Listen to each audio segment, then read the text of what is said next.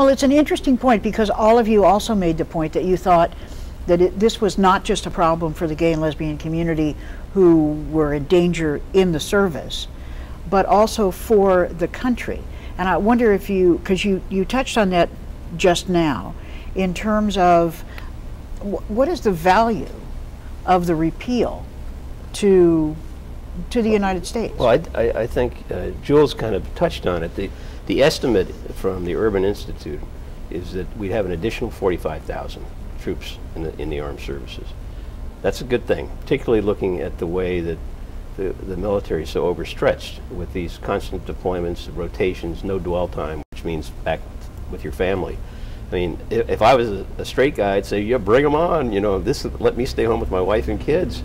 You know, 45,000 more people, maybe I won't have to go over the sandbox again. So it's a good thing. And then you take a look at the quality of the people that have been thrown out. I mean, we look at numbers. We say, oh, 13,500, 14,000, it's just numbers. But I've met a lot of these people, and that's what keeps me going. You know, they're good, hard-working, talented, well-trained, well-educated people. The linguists we've lost. Just look at 50 linguists, and if they had been around on 9/11 and been listening instead of being thrown out of the military, think of the benefit that our country would have from their service. And the sad thing is, a lot of these folks leave the military, and then they go across the street and they join the State Department and the CIA, or a private corporation, and they make 3 or 4 times as much money, and they go back and they sit in the same office doing almost the same job, but not in a uniform. Mm-hmm. And as a taxpayer, I say, well, you know, this is insane. Yes. I mean, it's absolute insanity. Mm-hmm.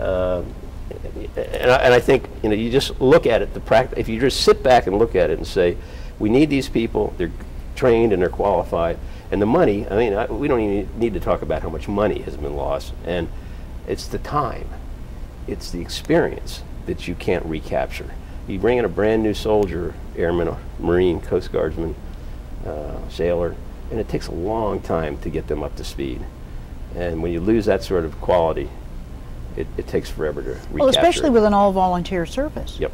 I mean, I think a great many of my friends were very happy that there wasn't a draft. Correct. For these military actions. Right. And the way, of course, you maintain that is by allowing people who really want to serve to serve. And I think another point that you've made is that by kicking people out, turning them away, frightening them away from even starting in the first place, you're cutting down your numbers so significantly that even though it hasn't led to a draft, mm-hmm. it makes, you know, in the case where we have more than one war going on at a time, it makes it more likely that you would have to do something. Exactly, and you're hitting on the topic of numbers in that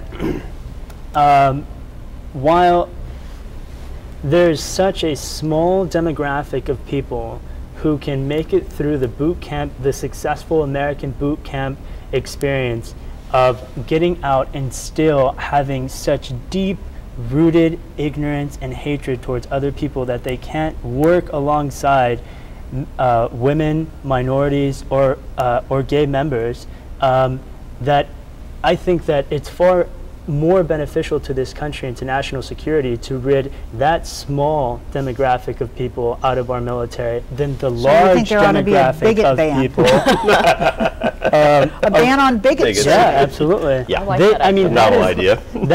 I mean, for for Senator McCain and Duncan Hunter and all these proponents of unit cohesion, those are the detriments to unit cohesion. Not our men, not our women, not our minorities, and not our gay and lesbian service. And to just add to what Joe was saying, that I mean, those types of people don't get hired in the civilian sector because of their views. You know, you have to be able to, just in society, be able to work with other people. And it just seems like, why is it the military is allowing all these concessions for that small group of people? And it really is a generational thing. You hit on that earlier. You know, as the younger generation is a Will and Grace generation. You know, many of them have gay friends, and as more and more people have come out of the closet, you know, we become more accepted in society. You remember when we first started practicing law, there were no women judges, and you go to a law firm, there were no women. I was thrown out of court because, as an attorney, because I was wearing a pantsuit. Pantsuit, yeah. Judge sent me home Yeah. to change my clothes.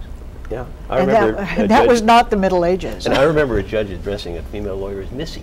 Missy. I mean, and I was watch gassed. your tone, Missy. Right, Missy, exactly. Maybe it was me. It might have been I don't you. know. It might have been my tone. I was being told to watch my tone sometimes. Yeah, but it is generational, and I think some of these senior people think they're protecting people that don't really need to be protected. I mean, it's just a claim that really is not based in fact. I really like bringing it. My experience with advocating for the repeal has really brought it back to me to the Harvey Milk concept of, for as long as we're an alien demographic of people that no one has any attachments to, we won't succeed in anything and we won't gain equality. But when people realize that we're taking the bullet, that we're willing to take the bullets for them in combat, that we are their brothers, their sisters, their cousins, that's when we move ahead. And that's what, like I said, that veteran service, that's what legitimizes our cause and our call for action. Well, it's interesting because all of you came out. I mean, you have all said, I couldn't not come out. It was really a matter of personal integrity, and we have different generations here. And that really, when we first put together National Coming Out Day, that was the point, really, was you ought to know how many people you already know, that are gay or lesbian. And I think the military is like a classic catch-22, is that they don't want to know who the gay people are, and they don't know who the gay people are because they're good performers. And you look at that society, and all you have to do is look at African Americans and women and how those two groups of people in our society have advanced so much since integration in 1948 with African Americans and women finally getting to do non-traditional roles in the 70s. In the military. In the military. And the same thing with gay people. They don't want to know we're there. So the bigots we're talking about, because they're going to have to confront us, and they know that we're as good as them.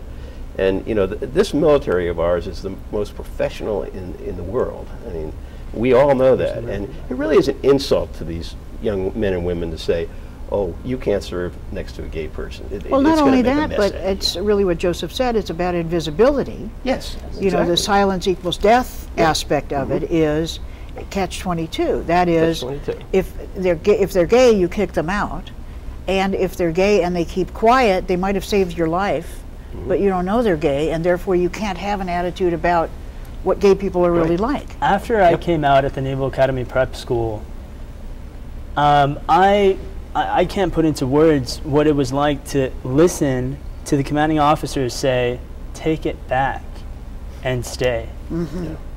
I couldn't believe it. And that's really what, I mean, if anything, that's the moment that solidified my decision. Why? I'm just as qualified. I'm not committing a crime.